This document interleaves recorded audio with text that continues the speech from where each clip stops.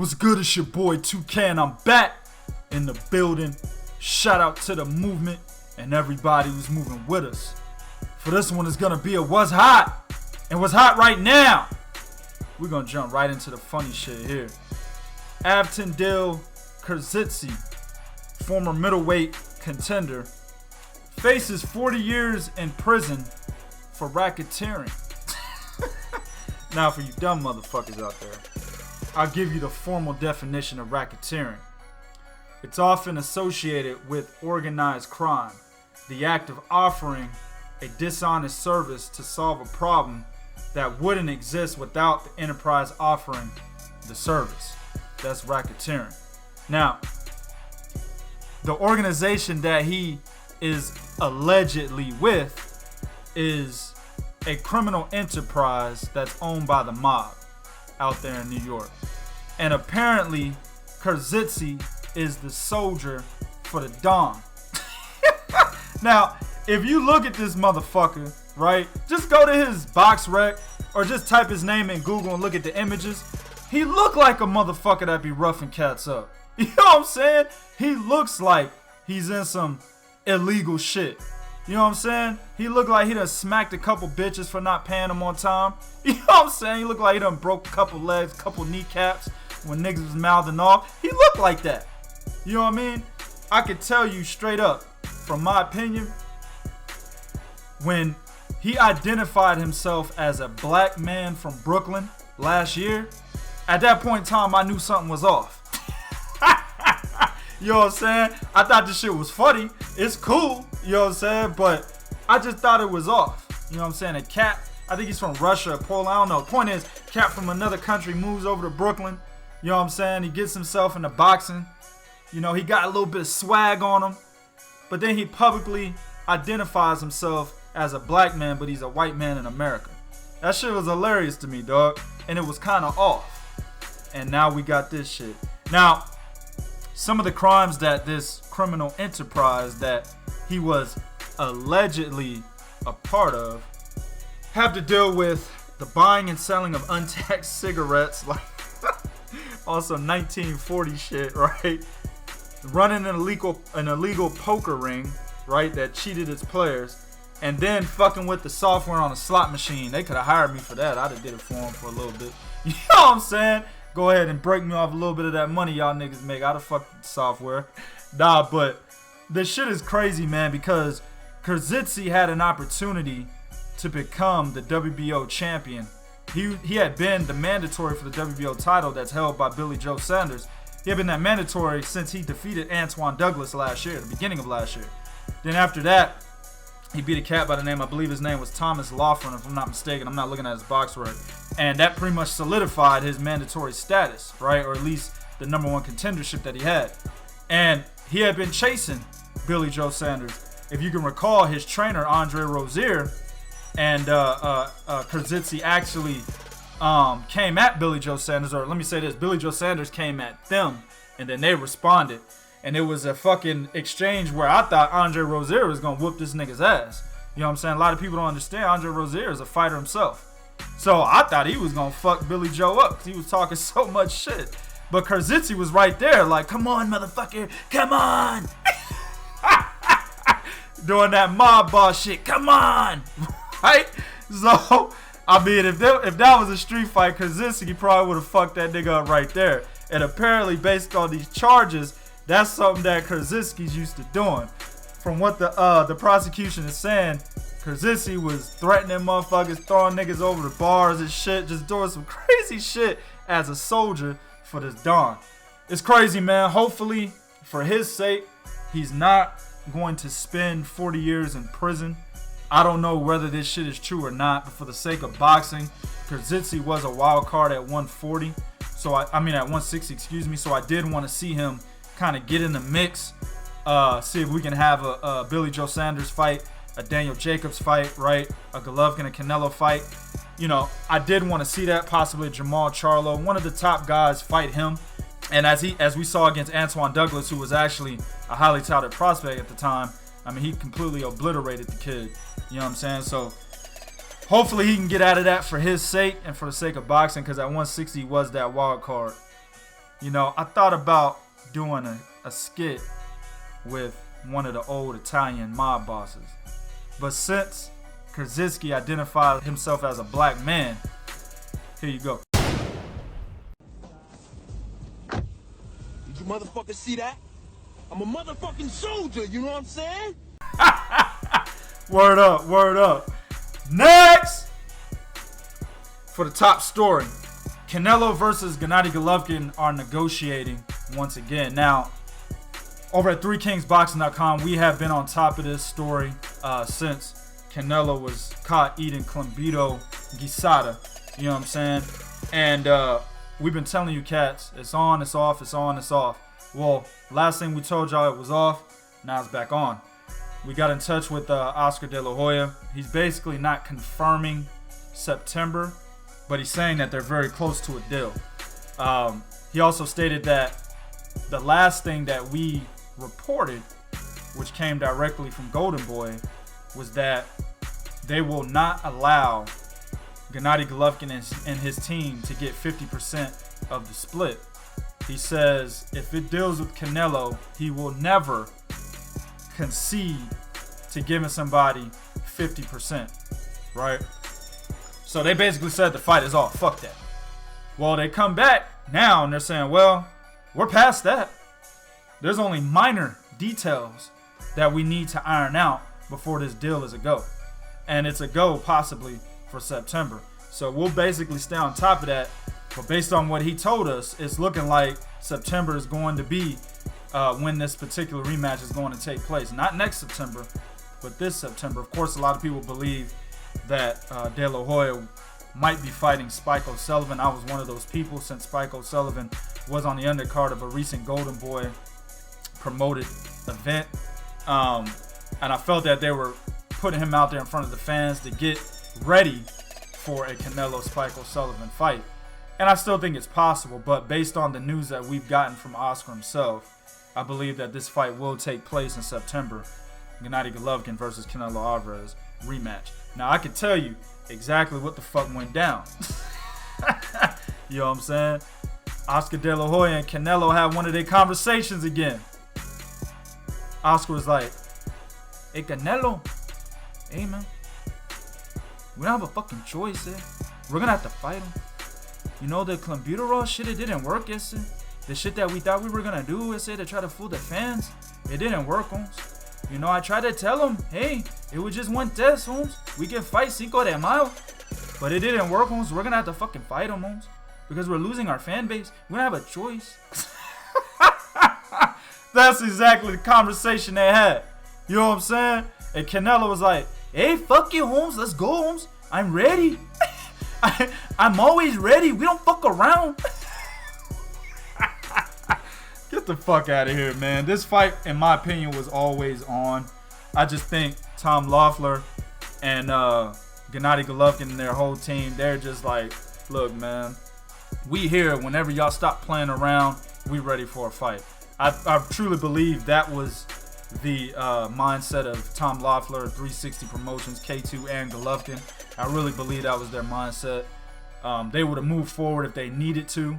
If they weren't, you know, if Canelo and Golden Boy were serious about not fighting them this year, I believe they would have moved on. And of course, they have to put in the news that they're looking at other fights.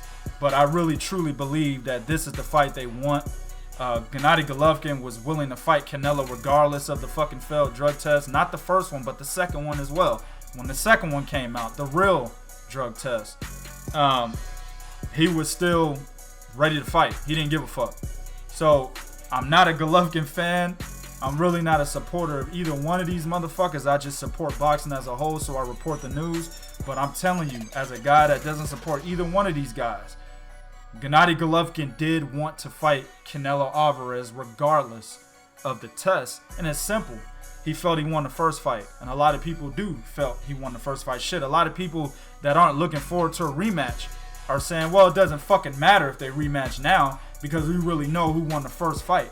Now, me personally, thought it was a close fight. I thought it could go either way, right?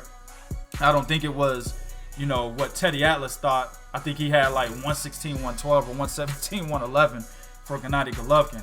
I didn't think it was like that. Thought the fight was extremely close. Golovkin could have won. Canelo could have won, in my opinion. But a lot of people seem to believe, hey, you know, Golovkin really won the first fight, so we don't need to run it back. Fuck it. Golovkin, go fight Billy Joe Sanders or somebody else. Try to be undisputed champion at 160. It is what it is, man. But like I said, I always believe, regardless of what the fans thought, Gennady Golovkin and his team really wanted this fight.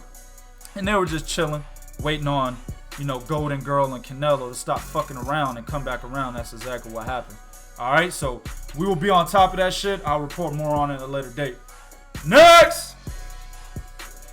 Now this shit right here, I actually wrote an article on it over at 3kingsboxing.com. Errol Spence puts a warning out on Terence Crawford. Basically saying, hey, Nick, if you win that fight coming up against Jeff Horn this weekend, strap season, nigga. That's exactly what he put, but oh so delicately. The way he put it is, hey man, if Terence Crawford beats Jeff Horn and ends up the WBO champion, I mean, I'm definitely going to go for that strap because I'm looking to be the undisputed champion at welterweight, right? Man, oh man, oh man. Now the purpose of me writing that article over at 3kingsboxing.com was that I think a lot of people are chasing the wrong fight. And about an hour ago, I just finished talking about this same topic over on my man Bo, his channel Truth and Facts About Boxing. Or now it's Truth and Facts Sports Talk. Changed it up. I really believe that the Keith Thurman Errol Spence fight is a great fight at welterweight, right? Let me start there. It's an excellent fight. It's a very intriguing fight, right? Keith Thurman is a guy, he's a smart fighter. He can box from the outside, but at heart, he's a boxer puncher, so he likes to be at mid-range distance, right? And when he's actually boxing from the outside, there have been fights where he was dominating the fight. But then in those same fights, he would let his heart take over, who he really is, right? His real identity would take over, and he started getting closer to his opponent, trying to knock him out, trying to land bombs instead of boxing from the outside, staying out of danger, right? I mean, we've seen this against Sean Porter. We've seen it against Louis Collazo, where he got hit with the infamous gut punch that could have knocked him out if Louis Collazo himself was not so shocked as to how much he actually hurt Keith Thurman to the belly. And Louis Collazo came out and said, he was like, I was shocked I hurt him with that shot. You know what I'm saying? So he kind of backed off of him. But if he actually would have kept going, he could have knocked Keith Thurman out possibly. That's how hurt Thurman was to the body, right? And then, of course, we've seen it against Danny Garcia. And the Danny Garcia fight is the most telling because early in that fight, he elected to box the entire time. But then he decided, hey, I'm Keith Thurman. Keith one-time Thurman. It ain't been one time for a couple motherfucking years. I need to get this knockout. So then he moves in closer at mid-range distance, and that allowed Danny Garcia to get some opportunities to land his shots because Keith Thurman was sitting basically in range. And he was counterpunching him, and that was allowing Danny Garcia to win some rounds. And that's how that fight ended up being a close fight, right? I believe that fight was a split decision, if I'm not mistaken. And then the Sean Porter fight was a close unanimous decision. And, you know, Sean Porter was really the main culprit for why that was a very close unanimous decision. But again, Keith Thurman, while he would try to stay on the outside, Sean Porter's just mauling the shit out this nigga, so he would stay at mid-range distance a lot of the time. But see, I think this is what he's going to do with Errol Spence. And I see that fight going Keith Thurman early rounds, Errol Spence taking over in the late rounds, because I think Keith Thurman will give that fight away more than Errol Spence actually takes it over. Errol Spence will, no doubt, being a cerebral fighter that he is and being the alpha male type of fighter that he is, he will have his exchanges, he will have his moments. And I believe that Keith Thurman is scared of Errol Spence, and that's actually going to play a part before them two motherfuckers even get in the ring together, right? But if Keith Thurman does what he should do, which is box from the outside, use ring movement, right? Box behind his jab, I think he takes a lot of the early rounds. But I know Keith Thurman is going to listen to his heart, as he always does, and he's going to get a little bit closer. That's when Errol Spence is going to get his opportunities. And not only will he get his opportunities, he will hurt Keith Thurman, possibly stopping him, right? That's how I see that fight going. But a Terence Crawford fight. Now, of course, Terence Crawford will be fighting Jeff Horn this weekend. It'll be his first fight at welterweight, right? Now, the elephant in the room with Terence Crawford is this. Can he transfer his abilities at a higher weight division? And can he take the punch of a bigger guy, right? Now, Jeff Horn is not a major puncher. And the only way to really test whether or not Terence Crawford can take a big punch at welterweight is, of course, to fight a big puncher, right? But when you watch him fight Jeff Horn and you see what he's doing in the ring, we can definitely knock off some of the questions that we may have in terms of can he transfer his abilities, right? Packing on more weight, is he still as quick with his movement, right? Is he still able to get his punches out there as fast as he was at junior welterweight? Putting on more weight does not affect your mental game, right? His ring generalship, his ring IQ, it won't affect that, so I expect that to be the same. His stamina, will he tire out later in the fight because he has more weight on him, right? See, those things right there are things that we can actually cancel off in a fight against Jeff Horn if the fight goes a little bit longer than 5 rounds, you know what I'm saying? If we can go into the later rounds of that fight, we can definitely knock a lot of that shit off. If it's a close, if it's an early fight, he ends up knocking him out in the first round, then of course, we're going to want to see him against somebody else before we can get those questions answered, right? But anyway, but if that fight goes, later into the fight, we go into the second half of the fight, and then if we get into the championship rounds, we can definitely knock off some of those questions. And the only thing that will be remaining is, well, if he fights a Keith Thurman or Errol Spence, will he be able to take a big shot from those guys? Understand, guys, if all of these things are true, if he is able to transfer his abilities to 147 with no issues, and on top of that, be able to take a shot from a bigger fighter with no issues, because let's face it, Terence Crawford's home division is 135. If none of these are a factor, Errol Spence versus Terence Crawford is the fight to be made at 147. No doubt about it. It's a much better fight than Keith Thurman, Errol Spence. Even though Keith Thurman was the king at 147, and in my opinion, he relinquished king's status when he vacated the WBC title and was no longer the unified champion there. But of course, he was the king there, make no mistake about it, and he's still undefeated. So I still consider him the top dog there, even though he relinquished that status.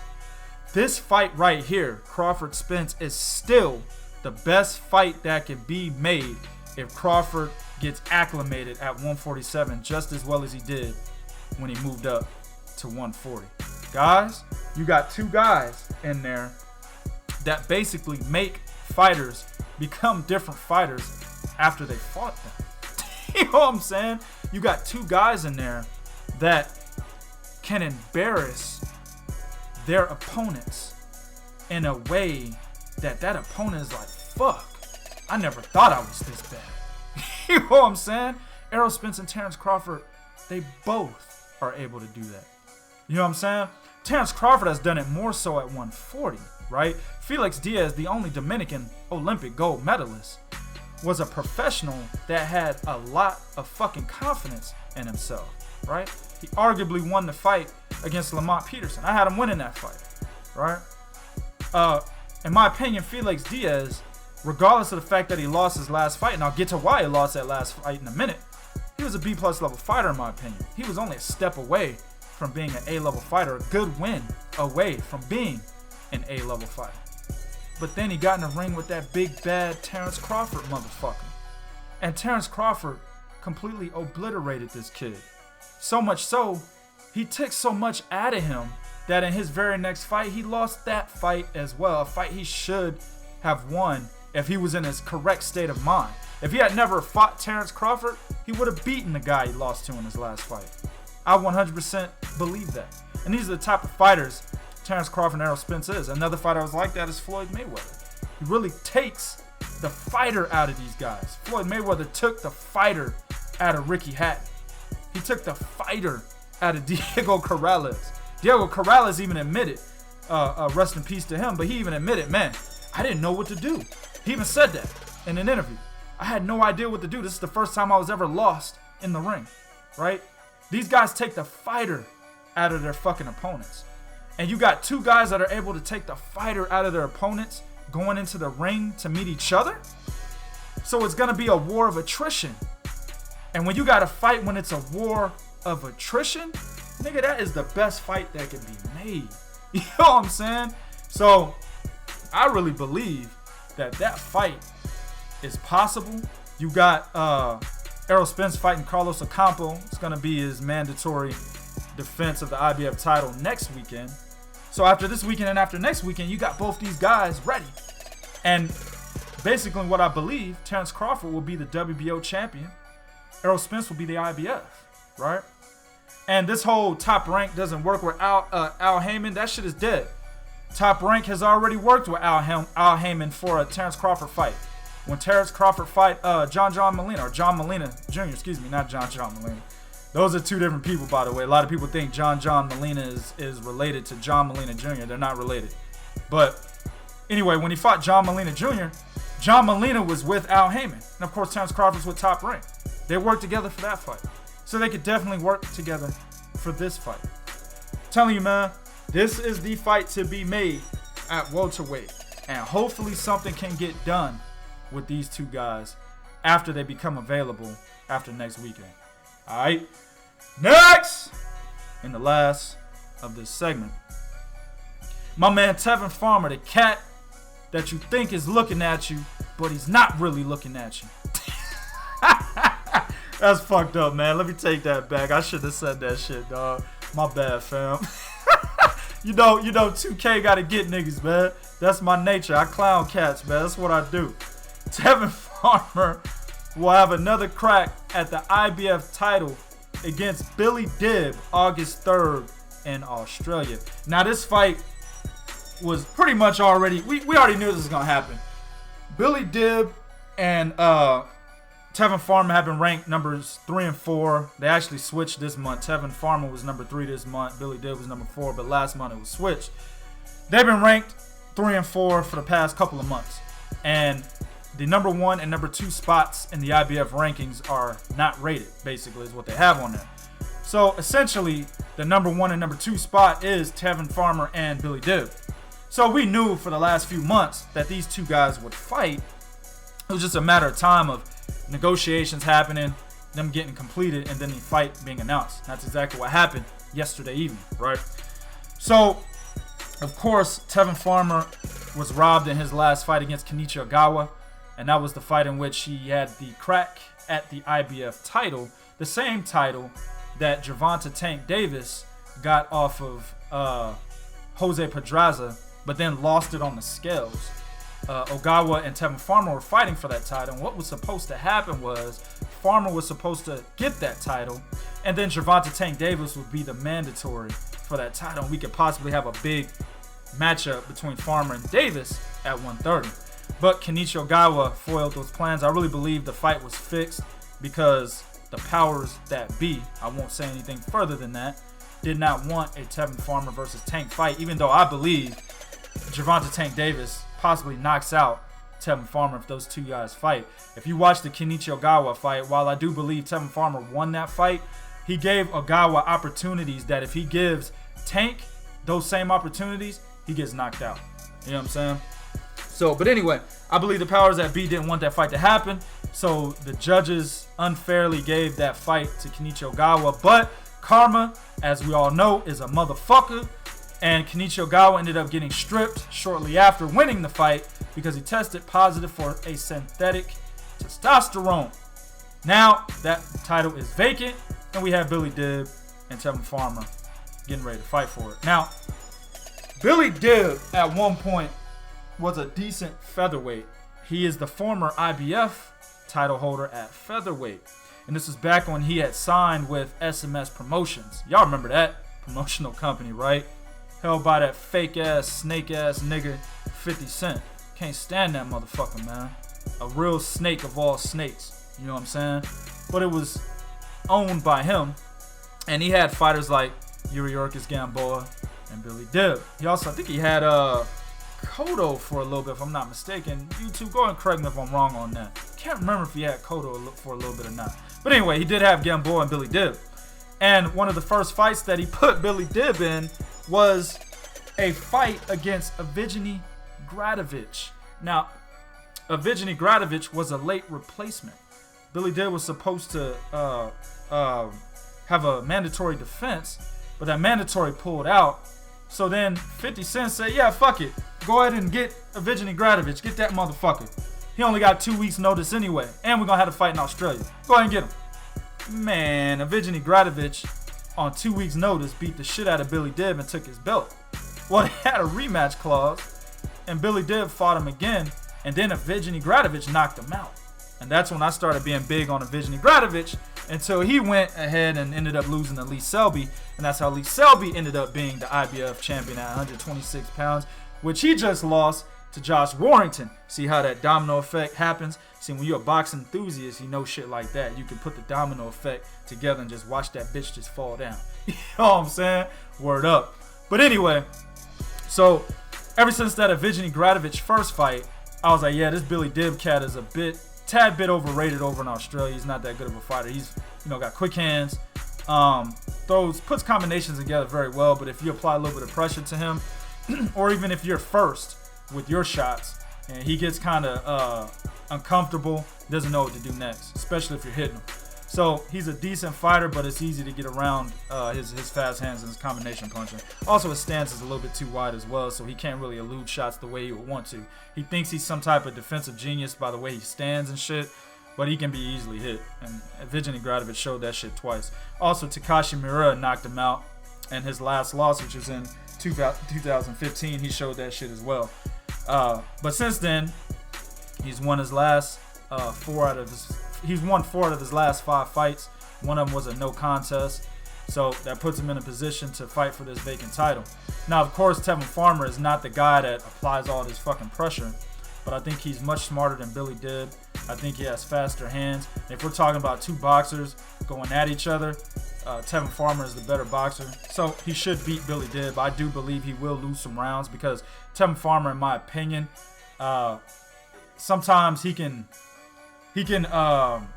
rush his offensive attack. And when he rushes his offensive attack, he leaves openings for his opponent to exploit. I think Billy Dib will exploit a couple of those openings every once in a while. But I think at the end of the day, Tevin Farmer will get the belt that he deserved to get against Kenichi Ogawa, and he will become the new IBF 130 pounds champion. So that's a good fight. It is on the bill for August 3rd, so don't miss that shit. However, it's in Australia. I forgot to mention this. The fight is in Australia, so there's a possibility that Tevin Farmer can get robbed again. He's already been robbed once, so it can happen again. But I think in the ring, what we're watching, Tevin Farmer should take this fight. All right? YouTube, do what you do in the comment section. Let me know what you think about these topics, but be real. This is real talk for real fans. 1.